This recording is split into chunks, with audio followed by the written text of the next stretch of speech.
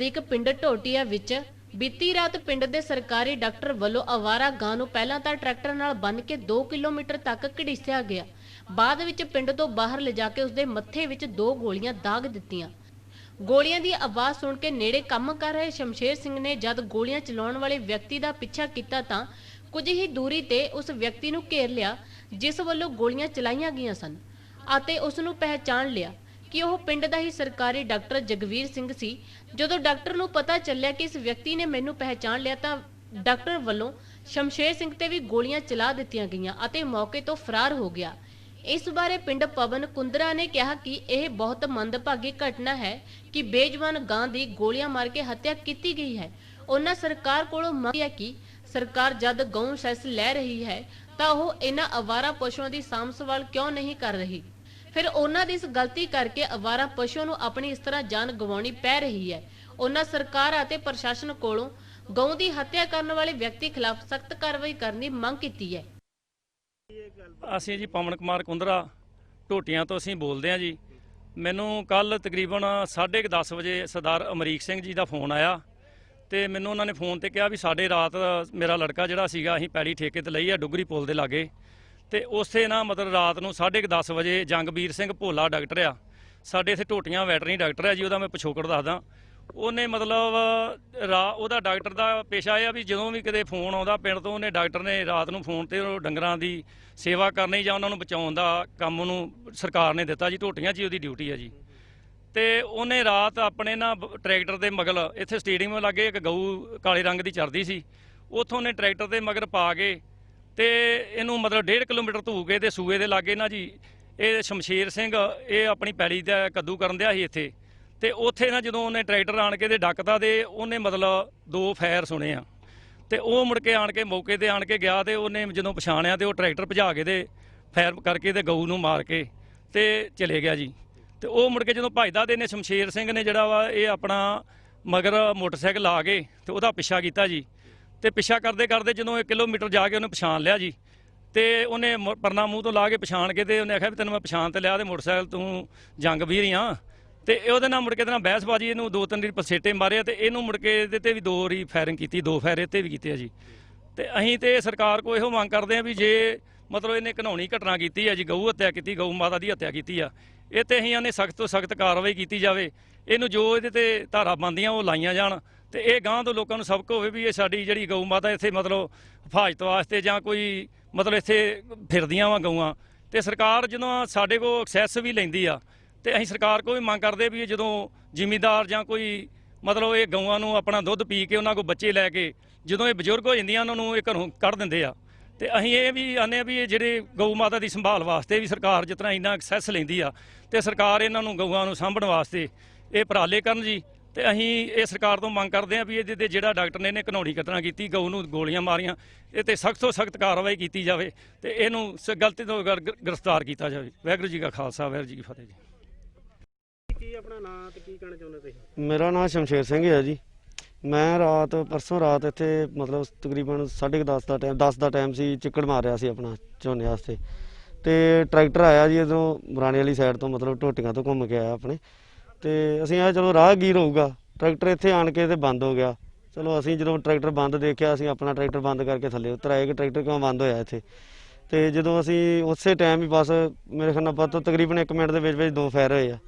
ਜਦੋਂ ਫਾਇਰਿੰਗ ਹੋਈ ਆ ਅਸੀਂ ਦਾਦਾ ਮੈਂ ਮੋਟਰਸਾਈਕਲ ਫੜ ਲਿਆ ਮੇਰੇ ਸੀਰੀ ਨੇ ਪਰੜੀ ਤੇ ਚੜ੍ਹ ਕੇ ਉੱਥੇ ਮੋਟਰ ਤੋਂ ਅਗਲੇ ਬੰਨੇ ਤੇ ਲਾਈਟ ਮਾਰੀ ਇਹਦੇ ਵੱਲ ਬੈਟਰੀ ਜਦੋਂ ਬੈਟਰੀ ਮਾਰੀ ਇਹਦੇ ਤੇ ਇਹਨੇ ਮੁੜ ਕੇ ਟਰੈਕਟਰ ਗਾਂ ਦੀਆਂ ਲੱਤਾਂ ਦੇ ਉੱਤੋਂ ਦੀ ਖਿੱਚਤਾ ਆਟੋਮੈਟਿਕ ਬਸ ਮੋੜ ਕੇ ਇਹਨੇ ਭਜਾਤਾ ਤੇ ਇਹਦੇ ਮਗਰੇ ਮੈਂ ਮੋਟਰਸਾਈਕਲ ਖਿੱਚਤਾ ਨਾਲ ਹੀ ਤੇ ਇੱਥੇ ਇਹਨੂੰ ਮੈਂ ਪਛਾਣ ਤੇ ਇਹਨੂੰ ਮੈਂ ਉੱਥੇ ਲਿਆ ਤੇ ਇਹਨੂੰ ਮੈਂ ਕਿਹਾ ਵੀ ਖੜ ਜਾ ਮਤਲਬ ਭੋਲਿਆ ਖੜ ਜਾ ਤੈਨੂੰ ਵੇਖ ਤੇ ਲਿਆ ਵਾ ਬੰਦਿਆਂ ਕੋਲ ਖੜ ਜਾ ਅਜੇ ਤੇ ਕੋਈ ਗੱਲਬਾਤ ਨਹੀਂ ਆਪਣੇ 'ਚ ਗੱਲ ਆ ਤੇ ਖੜ ਜਾ। ਇਹਨੇ ਨਹੀਂ ਖੜਿਆ ਜੀ ਤੇ ਇਹ ਖਿੱਚੀ ਗਿਆ ਇਹਨੇ 2-3 ਵਾਰੀ ਮੇਰੇ ਟਰੈਕਟਰ ਮਾਰਨ ਦੀ ਕੋਸ਼ਿਸ਼ ਕੀਤੀ ਤੇ ਚਲੋ ਮੈਂ ਮੋਟਰਸਾਈਕਲ ਪਿੱਛੇ ਕਰ ਲੈਂਦਾ ਰਿਹਾ ਮੈਂ ਇਹਦੇ ਪਿੱਛੇ ਤੁਰਿਆ ਗਿਆ। ਇਹਨੇ ਵਈਪੀ ਵਾਲੀ ਸੜਕ ਨੂੰ ਟਰੈਕਟਰ ਭਜਾ ਲਿਆ ਗਾ ਮੁੜ ਕੇ ਗਾੜੀ ਜਾ ਕੇ ਇਹਨੇ ਮੇਰੇ ਤੇ ਫਾਇਰਿੰਗ ਕੀਤੀ ਸਿੱਧੀਆਂ ਗੋਲੀਆਂ ਮਾਰੀਆਂ ਮੇਰੇ ਵੱਲੇ 2। ਮੈਂ ਫਿਰ ਟਰੈਕਟਰ ਮੋਟਰਸਾਈਕਲ ਚਿੱਕੜ ਵਾਲੇ ਸੁੱਟਤਾ ਹੈਗਾ ਕਿ ਚਲੋ ਆਪਣੀ ਜਾਨ ਬਚਾਉਣ ਦਾ ਚੱਕਰ ਮੁੜ ਕੇ ਉਦੋਂ ਇਹ ਫਿਰ ਗਾੜੀ ਵਈਪੀ ਨੂੰ ਨਿਕਲ ਗਿਆ ਹੈਗਾ ਵਾ ਤੇ ਫਿਰ ਅਗਲੇ ਦਿਨ ਇਹਨੇ ਮੁੜ ਕੇ ਬਾਅਦ 'ਚ ਅਸੀਂ ਇਹਨੂੰ ਜੋ ਵੀ ਬਣਦੀ ਕਾਰਵਾਈ ਅਸੀਂ ਅਗਲੇ ਦਿਨ ਉਸੇ ਟਾਈਮ ਕੀਤੀ। ਹਾਂਜੀ ਮਾਮਲਾ ਹਾਂਜੀ ਕੰਪਲੇਂਟ ਦਿੱਤੀ ਹੋਈ ਆ ਪੋਸਟਮਾਰਟਮ ਹੋ ਰਿਹਾ ਹੈਗਾ FRI ਕਰਾਈ ਹੈਗੀ ਆ ਤੇ ਬਾਕੀ ਹੁਣ ਦੇਖੋ ਜੋ ਪੋਸਟਮਾਰਟਮ ਬਣਦੀ ਕਾਰਵਾਈ ਅਸੀਂ ਚਾਹੁੰਦੇ ਹਾਂ ਕਿ ਵੀ ਪੁਲਿਸ ਜੋ ਬਣਦੀ ਕਾਰਵਾਈ ਹੈ ਤੇ ਸਖਤ ਤੋਂ ਸਖਤ ਕੀਤੀ ਜਾਵੇ, ਕਿਉਂਕਿ ਇਹਨੇ ਬਹੁਤ ਜ਼ਿਆਦਾ ਕਾਨੂੰਨੀ ਹਰਕਤ ਕੀਤੀ ਹੈ। ਕਿਉਂਕਿ ਗਾਂ ਨੂੰ ਐ ਤਸੀਹੇ ਦੇ ਕੇ ਮਾਰਿਆ ਇਹਨੇ, ਘੱਟੋ ਘੱਟ 2 ਕਿਲੋਮੀਟਰ ਗਾਂ ਨੂੰ ਧੂ ਕੇ ਲਿਆਂਦਾ ਸੜਕ ਦੇ ਉੱਤੇ। ਮੈਂ ਨਾ ਗਾਂ ਪਾਟੀ ਪਈ ਛਿੱਲੀ ਪਈ ਹੈ ਸਾਰੀ, ਫਿਰ ਉਹਦੇ ਸਿਰ ਦੇ ਵਿੱਚ ਗੋਲੀਆਂ ਮਾਰੀਆਂ ਦੋ ਇਹਨੇ ਆਣ ਕੇ, ਫਿਰ 2 ਗੋਲੀਆਂ ਨੇ ਮੇਰੇ ਤੇ ਫਾਇਰ ਕੀਤੀਆਂ ਹੈਗੀਆਂ ਤੇ ਚਲੋ ਮੇਰੀ ਮਤਲਬ ਜਾਨ ਬਚ ਗਈ ਹੈਗੀ। ਕਿੱਥੇ ਕਰਦਾ ਇਹ ਡਾਕਟਰ?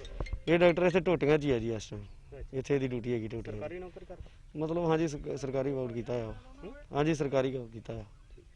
ਇਸ ਮੌਕੇ ਤੇ ਜਾਂਚ ਅਧਿਕਾਰੀ ਜਸਪ੍ਰੀਤ ਸਿੰਘ ਨੇ ਦੱਸਿਆ ਕਿ ਜਦੋਂ ਹੀ ਉਹਨਾਂ ਨੂੰ ਇਸ ਘਟਨਾ ਬਾਰੇ ਪਤਾ ਲੱਗਿਆ ਤਾਂ ਉਹ ਮੌਕੇ ਤੇ ਪੁੱਜੇ ਅਤੇ ਉਹਨਾਂ ਨੇ ਸ਼ਮਸ਼ੇਰ ਸਿੰਘ ਦੇ ਬਿਆਨਾਂ ਦੇ ਆਧਾਰ ਤੇ ਡਾਕਟਰ ਜਗਵੀਰ ਸਿੰਘ ਦੇ ਖਿਲਾਫ ਮਾਮਲਾ ਦਰਜ ਕਰ ਲਿਆ ਅਤੇ ਗਊ ਦਾ ਪੋਸਟਮਾਰਟਮ ਕਰਵਾਇਆ ਜਾ ਰਿਹਾ ਹੈ। ਦੋਸ਼ੀ ਨੂੰ ਜਲਦ ਹੀ ਕਾਬੂ ਕਰ ਲਿਆ ਜਾਵੇਗਾ। ਇਹ ਜੀ 10 ਤਰੀਕ ਨੂੰ ਦਰਖਾਸਤ ਦਿੱਤੀ ਹੈ ਜੀ ਸ਼ਮਸ਼ੇਰ ਸਿੰਘ ਸਨ ਅਮਰੀਕ ਸਿੰਘ ਟੋਟੀਆਂ ਜੀ। ਇਹਨੇ ਦਰਖਾਸਤ ਦਿੱਤੀ ਹੈ ਕਿ ਸਾਡੇ ਲਾਗੇ ਪਿੰਡ ਇੱਕ ਵੈਟਰਨਰੀ ਡਾਕਟਰ ਹੈ ਭੋਲਾ ਜਗਬੀਰ ਸਿੰਘ ਨਾਮ ਉਹਨਾਂ ਦਾ, ਉਹਨੇ ਰਾਤ ਗਾਂ ਨੂੰ ਗੋਲੀਆਂ ਮਾਰ ਕੇ ਤੇ ਅਨਸਰੀ ਸੁੱਟ ਕੇ ਤੇ ਭੱਜ ਗਿਆ ਇੱਥੋਂ। ਉਹਦੇ ਮਗਰ ਪਿੱਛਾ ਵੀ ਕੀਤਾ ਗਿਆ ਤੇ ਜਦੋਂ ਸਾਡੇ ਕੋਲ ਆਈ ਇਹ ਮੌਕੇ ਤੇ ਆਏ ਤੇ ਗਾਂ ਉਹਨੇ ਚਿਰ ਇੱਥੇ ਮਰੀ ਪਈ। ਤੇਰਾ ਇਹਦਾ ਮਾਮਲਾ ਦਰਜ ਕਰ ਦਿੱਤਾ FIR 215 ਜੀ। ਕਿੰਨੇ ਦੋਸ਼ੀ ਖਿਲਾਫ ਮਾਮਲਾ? ਇੱਕ ਜਗਬੀਰ ਸਿੰਘ ਦੇ ਡਾਕਟਰ ਹੈ ਭੋਲਾ ਜੀ, ਵੈਟਰਨਰੀ ਡਾਕਟਰ ਹੈ ਜੀ ਉਹ। ਹਾਂਜੀ ਤੇ ਹੁਣ ਗਾਂ ਦਾ ਪੋਸਟਮਾਰਟਮ ਕਰਾਇਆ ਜਾ? ਹਾਂਜੀ ਗਾਂ ਦਾ ਪੋਸਟਮਾਰਟਮ ਕਰਾ ਰਿਹਾ ਜੀ। ਟੀਮ ਲਿਆਂਦੀ ਹੈ, ਡਾਕਟਰ ਦੀ ਟੀਮ ਆਈ ਹੈ ਜੀ। ਇਸ ਤੋਂ ਬਾਅਦ ਪੋਸਟਮਾਰਟਮ ਤੋਂ ਬਾਅਦ ਪਤਾ ਲੱਗਣਾ ਕੀ ਕਾਰਵਾਈ ਕੀਤੀ ਜਾਂਦੀ। ਜਿਹੜਾ ਮੁਦਈ ਹੈ ਉਹ ਕਹਿ ਰਿਹਾ ਕਿ ਮੇਰੇ ਉੱਤੇ ਫਾਇਰਿੰਗ ਹੋਈ ਹੈ। ਇਹ ਉਹਦੇ ਦੱਸਣ ਮੁਤਾਬਕ ਹੈ ਜੀ, ਅਜੇ ਤਫਤੀਸ਼ ਦੌਰਾਨ ਦੱਸਿਆ ਜਾਵੇਗਾ ਜੀ। ਕੀ ਫਾਇਰਿੰਗ ਹੋਈ ਕਿ ਹਾਂਜੀ ਫਾਇਰਿੰਗ ਹੋਈ ਕਿ ਨਹੀਂ। ਕੀ ਤੁਹਾਡਾ ਵਿਦੇਸ਼ ਵਿੱਚ ਘੁੰਮਣ ਦਾ ਹੈ ਸੁਪਨਾ? ਕੀ ਤੁਸੀਂ ਵਿਦੇਸ਼ ਵਿੱਚ ਪੜ੍ਹਨਾ ਚਾਹੁੰਦੇ ਹੋ ਜਾਂ ਫਿਰ ਵਿਦੇਸ਼ ਜਾ ਕੇ ਵਸਣ ਦਾ ਹੈ ਇਰਾਦਾ ਜਾਂ ਰਿਫਿਊਜ਼ਲ ਦਾ ਕਰ ਰਹੇ ਹੋ ਸਾਹਮਣਾ? ਤਾਂ ਇੱਕ ਹੀ ਭਰੋਸੇਯੋਗ ਨਾਮ ਹੈ SE international immigration consultant private limited. Tourist visa, study visa, PR ਅਤੇ ਹਰ ਤਰ੍ਹਾਂ ਦੇ ਵੀਜ਼ੇ ਦਾ ਮਾਮਲਾ ਕੈਨੇਡਾ, USA, ਆਸਟ੍ਰੇਲੀਆ, UK ਅਤੇ ਨਿਊਜ਼ੀਲੈਂਡ। ਤਾਂ ਤੁਹਾਡਾ ਰਾਹਗੀਰ ਬਣੇਗਾ SE international immigration consultant private limited. ਸੰਪਰਕ ਕਰੋ 73407 37362 73407 37369। ਮੈਂ ਆਪਣੇ ਇਹ ਮੋਢਿਆਂ ਤੇ ਗੋਡਿਆਂ ਤੋਂ ਬਹੁਤ ਦੁਖੀ ਸੀ। ਮੇਰੇ ਲਈ ਤਾਂ ਤੁਰਨਾ ਫਿਰਨਾ ਵੀ ਇੰਨਾ ਔਖਾ ਹੋਇਆ ਸੀ ਮੈਂ ਦੱਸ ਵੀ ਨਹੀਂ ਸਕਦਾ। ਪਰ ਜਦ ਤੋਂ ਮੈਨੂੰ ਫੀ ਰਿਲੀਫ ਮਿਲਿਆ 2.5-3 ਮਹੀਨੇ ਇਸਤੇਮਾਲ ਕਰਨ ਤੋਂ ਬਾਅਦ ਗੋਡੇ ਵੀ ਓਕੇ, ਮੋਢੇ ਵੀ ਓਕੇ। ਜੇ ਤੁਸੀਂ ਵੀ ਕਿਸੇ ਇਸ ਤਰ੍ਹਾਂ ਦੀ ਬਿਮਾਰੀ ਤੋਂ ਪਰੇਸ਼ਾਨ ਹੋ तो बेझिझक होकर इसको इस्तेमाल करो। सिर्फ 2.5-3 महीने ये 125 बीमारियां तक का इलाज कर सकता है। फी रिलीफ हमेशा याद रखो। बस कुछ दिनों तो मैनू बालों की बड़ी समस्या सी, मेरे बाल झड़ने शुरू हो गए सी। मैनू मेरे दोस्त ने ऑयल फी रिलीफ वाले दसिया। मैं ये तेल 3 महीने लाना अपने सिर पर अप्लाई किया। ये बिल्कुल आयुर्वैदिक तेल है, इसका कोई साइड इफैक्ट नहीं है। तो मेरे बाल ਜਿਹੜੇ ਗੰਜਪਣ ਪੈਣਾ ਸ਼ੁਰੂ ਹੋ ਗਿਆ ਸੀ ਉਹ ਦੁਬਾਰਾ ਆਉਣ ਲੱਗ ਗਏ ਤੇ ਮੈਨੂੰ ਤਾਂ ਬੜਾ ਫਾਇਦਾ ਦਿੱਤਾ ਇਸ ਨੇ। ਜੇ ਤੁਹਾਨੂੰ ਵੀ ਕਿਸੇ ਇਸ ਤਰ੍ਹਾਂ ਦੀ ਪ੍ਰੋਬਲਮ ਦਾ ਤੁਸੀਂ ਸਾਹਮਣਾ ਕਰ ਰਹੇ ਹੋ ਤਾਂ ਇਹ ਤੇਲ ਲਾਣਾ ਨਾ ਭੁੱਲੋ। कितना कितनी ਅਸੀਂ ਆਪਣੇ ਬਾਲਾਂ ਕਰਕੇ ਸ਼ਰਮ ਫੀਲ ਕਰਦੇ ਹਾਂ, ਕਿਤੇ ਸੋਸਾਇਟੀ 'ਚ ਬੈਠੇ ਹਾਂ ਕਿ ਕੋਈ ਮਜ਼ਾਕ ਨਾ ਕਰ ਰਿਹਾ ਹੈ। ਪਰ ਥੈਂਕਸ ਟੂ ਫ੍ਰੀ ਲੀਵ ਜਿਹਨੇ ਮੇਰਾ ਇਹ ਕੌਨਫੀਡੈਂਸ ਬਿਲਡ ਕੀਤਾ, ਜਿਹਦੇ ਲਗਾਉਣ ਨਾਲ ਮੈਂ ਮਾਰਕੀਟ 'ਚ ਹੁਣ ਬੜਾ ਹੀ ਕੌਨਫੀਡੈਂਟ ਹਾਂ ਔਰ ਇਹਦੇ ਨਾਲ ਮੈਨੂੰ ਬੜਾ ਫਾਇਦਾ ਹੋਇਆ। ਤੇ ਮੈਨੂੰ ਸਰਵਾਈਕਲ ਦੀ ਵੀ ਦਿੱਕਤ ਸੀ ਤੇ ਉਹਦੇ ਨਾਲ ਵੀ ਮੈਨੂੰ ਬੜਾ ਰਿਲੀਫ ਮਿਲਿਆ। ਇਹ ਯੂਜ਼ ਕਰੋ ਤੇ ਮੈਂ ਪ੍ਰੈਕਟੀਕਲ ਯੂਜ਼ ਕਰ ਰਿਹਾ।